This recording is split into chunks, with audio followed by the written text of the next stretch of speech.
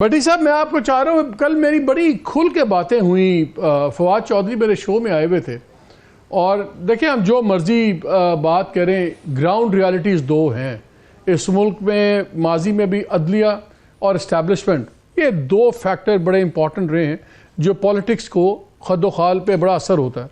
आज भी आप देख लें, तमाम पॉलिटिकल मसाइल अदालतों में ही हैं, कोई सुप्रीम कोर्ट में है, कोई उस पर है। मरियम बीबी कहती हैं, मरियम बीबी का भी गुस्सा ख़त्म नहीं होता। वो कहते हैं कि जी देखें, ये सारे लाडले हैं खान साहब और कोर्ट्स इनको स्टे दे रही हैं। वो तो खुल के सामने आ गए हैं कि क्योंकि उनका एक वज़ीर दामाद है लाहौर के हाई कोर्ट के चीफ जस्टिस का, उस पर भी बातें हो रही हैं। उनके अपने मीडिया टीम के जो इंचार्ज हैं आतिफ रऊफ़, वो अपने अकाउंट से सीधे सीधे ट्वीट्स कर रहे हैं। सो इसमें तो कोई लिहाज भी अब नहीं रहा और वो जुडिशरी पे सब कुछ डाल रहे हैं। खान साहब हर दूसरे दिन अपना गुस्सा आर्मी की क़यादत पे निकालते हैं और अब तो उन्होंने, जब उनसे बात हुई टेररिज्म के ऊपर, तो उस पर भी उन्होंने कहा मेरी जिम्मेदारी नहीं है, ये एजेंसीज कहाँ थी, ये फोर्सेस कहाँ थी। लेकिन कल फवाद ने क्या दो चार बातें की, जरा सुने, फिर मैं आपका उस पर ओपिनियन चाहता हूँ सबका। खान साहब ने कहा था कि अगर आर्मी चीफ की तरफ से दावत आएगी तो फिर मैं सोचूंगा। तो आर्मी चीफ की दावत पे क्यों इतना इसरार था? नहीं नहीं नहीं नहीं, उन्होंने ये नहीं कहा था। सवाल ये हुआ था कि अगर आर्मी चीफ आपको बुलाएंगे तो आप उनसे मिलेंगे। उन्होंने कहा मैं बिल्कुल जरूर मिलूंगा। और फिर अगले दिन जो है वो बात हुई, उन्होंने कहा कि जी हम और मैं, जैसे हम 100% फौज के साथ काम करने को तैयार हैं, लेकिन ताली दोनों हाथों से बजती है। अगर फौज के आर्मी चीफ मिलना चाहेंगे तो मिलेंगे ना, हम जबरदस्ती तो नहीं उनके जाके दफ्तर के बाहर बैठ जाएंगे। अगर सदर साहब ने पहले एक बारी कोशिश की है तो क्या आपके ख्याल में सदर साहब को दोबारा कोशिश करनी चाहिए कि करंट आर्मी चीफ और खान साहब के दरमियान में कम्युनिकेशन हो? बिल्कुल करनी चाहिए। सदर साहब को बिल्कुल ये कोशिश करनी चाहिए। तो पॉलिटिकल पार्टीज को भी एक दूसरे को स्पेस देनी चाहिए। पॉलिटिकल पार्टीज, एस्टैब्लिशमेंट और बैठे और अपने रूल ऑफ द गेम तय करें। आपको रगड़ा लगा, शेख रशीद को रगड़ा लगा, ये दो लोग थे जो बड़ी ओपनली बात करते थे कि हमारी बातचीत रहनी चाहिए, रिलेशनशिप बिल्ड होनी चाहिए, इंस्टीट्यूशन की, पीटीआई की, सब कुछ। बहुत से लोगों का ख्याल है कि रगड़ा शायद इसलिए लगा गया है कि एक मैसेज भी बड़ा क्लियर हो जाए कि पीटीआई पे, जैसे कहते हैं, लाल लाइन लग गई है। क्या आप दोनों का जो रगड़ा हुआ है, इज इट रिलेटेड कि ये गलत लिंक इंप्रेशन है? नहीं, रिलेटेड ही होगा। आई डोंट थिंक सो कोई आइसोलेशन में, क्योंकि देखे ना, केस बड़े मजाका खेज है। और जो मेरे पे केस है या शेख साहब के ऊपर केस है, ये तो बड़े ही आई वुड से अहमकाना केस है। और जिस तरह से ये एग्जीक्यूट किए हैं, और गवर्नमेंट के लोग तो कहते हैं जी हमारा तो आप कसम ले लें, हमारा तो इनसे कोई ताल्लुक नहीं। मुझे तो अभी भी नहीं पता कि केस इन्होंने किया क्यों, किसी की फरमाइश के ऊपर कर दिया। चीफ इलेक्शन कमिश्नर या ये रुस गए और इन्होंने कहा कि ये होना चाहिए। और अपनी एक, कई दफा होता है ना, ताकतवर लोग जो है ना, वो ईगो में इस तरह के फैसले कर जाते हैं। जी भट्टी साहब, ताकतवर लोग, उनका बिल्कुल हम बात करना चाहते हैं, हमारे से कोई बात नहीं कर रहा, हम क्या करें, हम वहाँ जाके बैठ तो नहीं सकते। सदर साहब को शायद फिर रोल अदा करना चाहिए।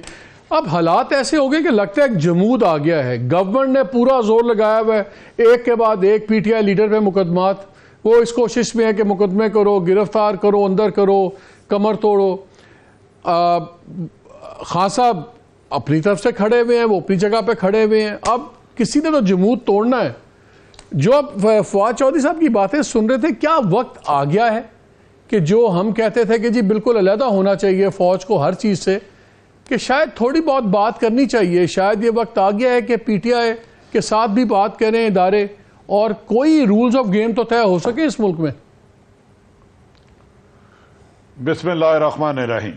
मालिक साहब, आपने कहा फवाद चौधरी साहब ने बहुत खुल के बात की, वो कर सकते हैं। मैं तो सहाफ़ी हूँ, हम तो घुटन में बात करते हैं आजकल। घुटन में जो इन्होंने माहौल बना दिया है, खुल के बात हो ही नहीं सकती। दूसरी बात, आपने 100% ठीक की। पाकिस्तान में दो अदारे हैं, इस्टेब्लिशमेंट और अदलिया। बाकी 22 करोड़ कीड़े मकोड़े हैं, जिसको जहाँ मर्जी मार दो, जिसको मर्जी अगवा कर लो, जिसको मर्जी उठा के ले जाओ, जिसकी मर्जी कोई कार्रवाई करे ना करे, हम लोग मैटर ही नहीं करते। दूसरे जो शोले आ रहे हैं, कितने लोग थे? 3, और तुम कितने थे? ये 2 दौरे पहले हो चुके हैं। और ये इसके लिए नहीं आ रहे, इमरान खान साहब के लिए। मैं तो एक छोटा सा रिपोर्टर हूँ, गुमनाम सा, और आजकल ज़िंदगी के साथ इज्जत भी बचाने की कोशिश कर रहा हूँ। ये किसी और मकसद के लिए आ रहे हैं। ये डॉक्ट्रेन, कभी इससे पहले कोई और डॉक्ट्रेन था, आजकल कोई और डॉक्ट्रेन चल रहा है। उस डॉक्ट्रेन का हिस्सा है IMF को डिले करना, एक हिस्सा है, कुछ मकासद हैं। ये काम इस तरह नहीं हो रहा, ये काम फटने वाला है बालून। इमरान खान को उन्होंने इलेक्शन नहीं देने और इस्टेब्लिशमेंट की पूरी तायद हासिल है। जो मरियम नवाज साहबा ने फरमाया कि सिलेक्शन कमेटी टूट गई, दोनों हाथों से कान पकड़े हुए हैं, ये इतने बड़े लोगों को कान पकड़ा सकती है। उन्होंने ये नहीं बताया कि उसी सिलेक्शन कमेटी ने 10 अक्टूबर को इनके हवाले हुकूमत की। उसी सिलेक्शन कमेटी की वजह से 50 रुपए एफिडेविट पर नवाज शरीफ बाहर बैठे हैं 3.5 साल से।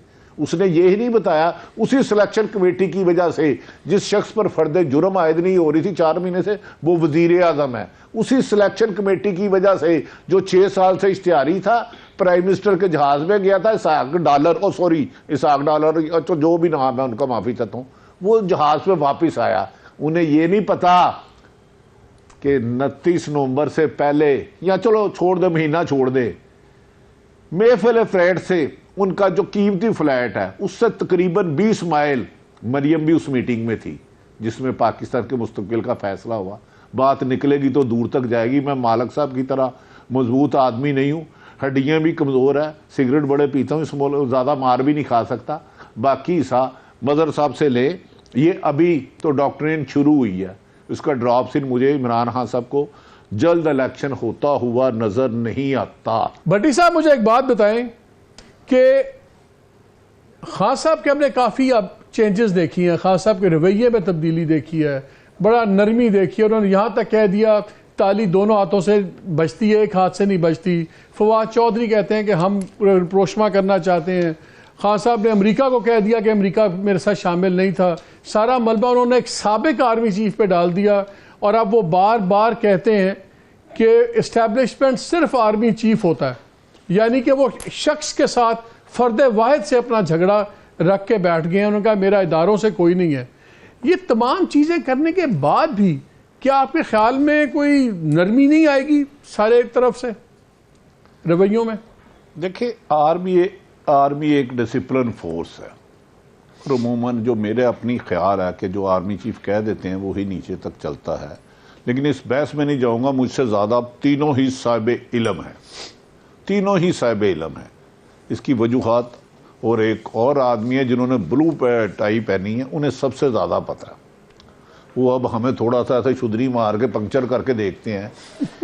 एक होती है मेरी मदर साहब की लड़ाई हो गई, मैं शर्त ये रखता हूं कि भाई मदर साहब अगर मेरी सुलह तब होगी, आपने मालिक साहब को सारी उम्र नहीं बोलना। और वो बकायदा उस पर कुरान ईमान होता है, कुरान ईमान होता है, उस शर्त में कुछ मामला तय होते हैं। मुझे एक बात सिंपल बता दे, रजीम चेंज इमरान खान जो कहते हैं ये कभी भी एक दिन में नहीं होता, इसके बहुत करैक्टर होते हैं। चाहे माजी में मोहतरमा पीपल्स पार्टी की 2 दफा हुकूमत गिरी हो, चाहे नवाज शरीफ की गिरी हो, नून लीग की, उसके बहुत सारे करैक्टर थे। वो पूरे पुर्दे बनाए तो एक चेन बनती है। इमरान खान को ये नहीं है। लेकिन क्या इमरान खान साहब को ये नहीं पता कि किस वजह से उनके मामला तो आजकल सेट नहीं हो रहे? एक हुआ था रिजेक्टेड, एक रोकी गई थी चीज, वो क्या होता है, वो DGISI की। आपको याद होगा एक बाजवा साहब को वैसे हम सियासी जमात बना देना चाहिए, जितना वो अपने बारे में खबरें कालम लिखवाते हैं ना, तो बेहतर ये है कि उन्हें एक सियासी जमात बना लेनी चाहिए। 2 साल इंतजार कर लें, फिलहाल ट्विटर पे बना लें, वो अच्छी बात, अच्छे वो कर रहे हैं। उन्होंने पहले जवेचोई सब का जो कालम था ठीक था, दूसरा तो जो वो लगड़ बगड़ साफ़ी ने दिया ना वो खबर, वो तो बगल बच्चा बेचारा किसी का, मरियम का, उसका तो खैर कोई मैटर नहीं करता मेरी नज़र में। ऐसा आपने जो बात कही है, इस मुल्क में बड़े तूफ़ान का अंदेशा है, वो कब आता है? गैब का इल्म तो अल्लाह की ज़ात को है।